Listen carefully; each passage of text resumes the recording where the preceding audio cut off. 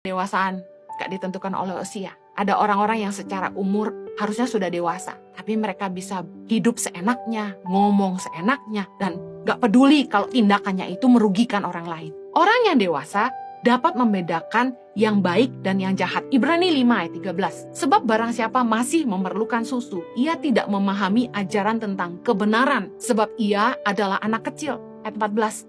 Tetapi makanan keras adalah untuk orang-orang dewasa yang karena mempunyai panca indera yang terlatih untuk membedakan yang baik daripada yang jahat. Orang yang dewasa itu punya panca indera yang terlatih, membedakan yang baik dan yang jahat. Orang yang dewasa itu ngerti kebenaran. Mereka akan ngerti, oh ini boleh, tidak boleh dilakukan. Tapi bayi-bayi rohani seringkali mencari pembenaran untuk hal-hal yang mereka sebenarnya tahu. Itu tidak boleh dilakukan, itu tidak sesuai kebenaran. Tapi mereka minta pembelaan. Mereka ngerti tanggung jawab. Mereka akan bertahan walaupun sulit. Itu komitmen. Contoh, sekalipun kesal sama atasan, mereka ingat punya cicilan. Orang yang dewasa, yang punya komitmen, itu mau belajar, mau berubah, mau berusaha jadi lebih baik. Karena mereka tahu, mereka punya komitmen kepada pasangan mereka.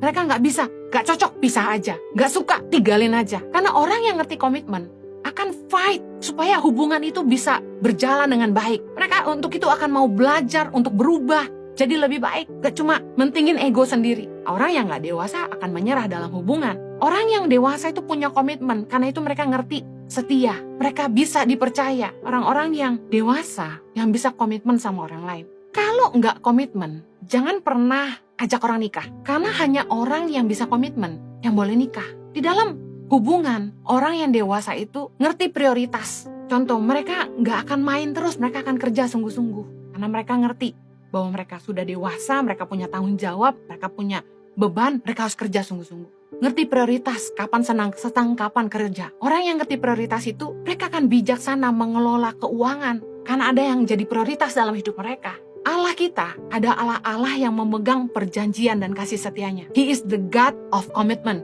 Ulangan 7 ayat 9 berkata gini, sebab itu haruslah kau ketahui bahwa Tuhan Allahmu, dialah Allah, Allah yang setia, yang memegang perjanjian dan kasih setianya terhadap orang yang kasih kepadanya dan berpegang pada perintahnya, sampai kepada beribu-ribu keturunan. Kita harus bersyukur kita punya Tuhan tuh yang komitmen banget sama janjinya. Tuhan yang memegang perjanjian dan kasih setianya kepada orang-orang yang dikasihinya. Bukan cuma kepada kita, tapi sampai kepada beribu-ribu keturunan. Karena itulah Tuhan sangat-sangat menghargai orang-orang yang bisa komitmen. Orang-orang yang memegang perjanjian, yaitu covenant. Di dalam pernikahan terlebih khusus, dalam Maleakhi 2 ayat 14 dikatakan gini, dan kamu bertanya oleh karena apa?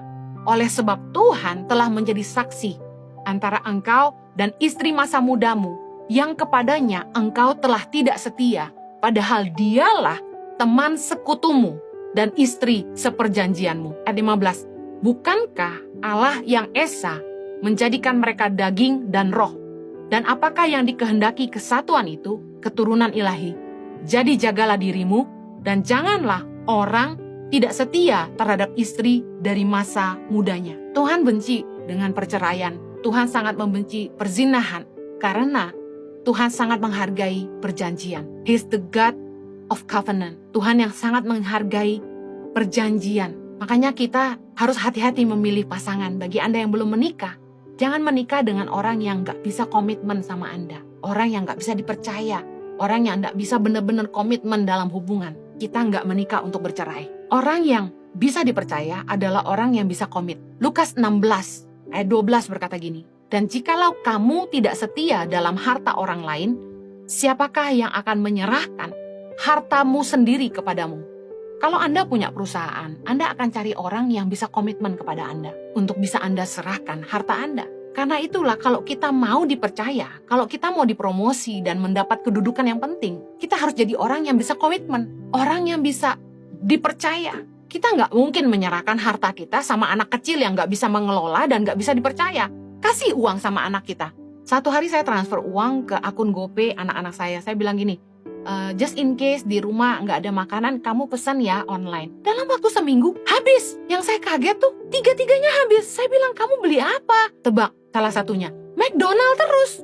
Gawat gak? Anak kecil kalau titipin uang, belum tentu bisa mengelola dengan baik. Karena mereka masih kanak-kanak. Anak-anak kecil tuh dikasih berapapun habis. Coba kasih anak kecil duit. Dia ke warung, belanja terus, jajan terus. Tapi orang yang dewasa, dia akan mampu mengelola dan bisa dipercaya. Mereka komitmen, mereka akan bisa memegang perkataan mereka. Komitmen merupakan nilai yang gak bisa dibeli dengan uang. Sulit sekali mencari orang yang bisa dipercaya. Oleh karena itu, kalau Anda ingin dipercaya, jadilah orang yang bisa memegang komitmen untuk mengelola dengan baik dan bisa dipercaya oleh siapa saja. Saya berdoa agar setiap kita boleh belajar jadi dewasa di dalam pemikiran. Jangan lagi seperti kanak-kanak, tapi dewasalah dalam pemikiran kita.